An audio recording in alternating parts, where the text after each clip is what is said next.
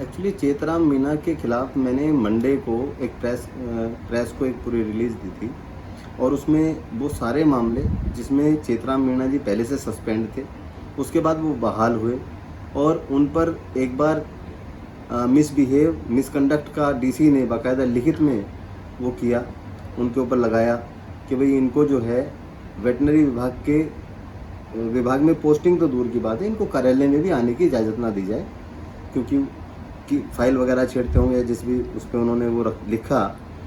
तो उसके चलते जब अखबार में छपा वो सब ने पढ़ा और निश्चित तौर पे हम गलत नहीं है, क्योंकि हम तो पूरे सबूतों के साथ सारी बात कह रहे हैं। सब चीज़ों की एक एक प्रति मेरे पास है, मैंने पहले आपको भी दी है और दूसरे रिपोर्टर्स को भी दी है और सारे जो हमारे पास आया सबको दी है कि हम इसने किस बिहाफ पे हम ये बात कह रहे हैं। तो मेरे ऑफिस में आने के लिए इन्होंने बाहर संजय से मिले होंगे तो मैंने मना कर दिया कि आज तो समय नहीं है, कल बात करते हैं। लेकिन ये उसके बावजूद ज़बरदस्ती मेरे ऑफिस में आ गए और आकर के बैठ गए। तो मैंने इनसे पूछा, बताइए मीणा जी कैसे आए, क्या काम है, तो आपने परमिशन ली है क्या आने की? तो उन्होंने कहा नहीं, मुझे परमिशन लेने की कोई ज़रूरत नहीं है और मुझे कौन रोकेगा और मैं तो ऐसे ही आऊँगा। और तेरी हिम्मत कैसे हुई, तूने मेरे खिलाफ अखबार में छपवाया, तूने मेरे खिलाफ बोला, तेरी हिम्मत कैसे हो गई, तुझे नेता बना दूंगा मैं। तेरे जैसे नेता बहुत देखे मैंने, तू निकल बिल्डिंग से बाहर, तू बिल्डिंग से बाहर निकल, तेरा नेता बनाता हूँ आज ही और तुझे मैं देख लूँगा, तेरे से निपट लूँगा। इस तरह की भाषा का इस्तेमाल किया है इसने मेरे साथ। उसके बाद मैंने इनको बाकायदा ड्यू रिस्पेक्ट खड़े होकर के कहा, मैं कहा आप खड़े होइए अभी और आप तुरंत मेरे ऑफिस से बाहर जाइए, नहीं मैं स्टाफ को बुला रहा हूँ, आपको बाहर निकालेगा। वहाँ 4 लोग खड़े थे, सबने देखा, मेरा पीए मेरे पास ही बैठा था जब ये आया और जब ये बाहर गया। उसके बाद मेरे स्टाफ आया और फिर उन्होंने बाहर निकाला।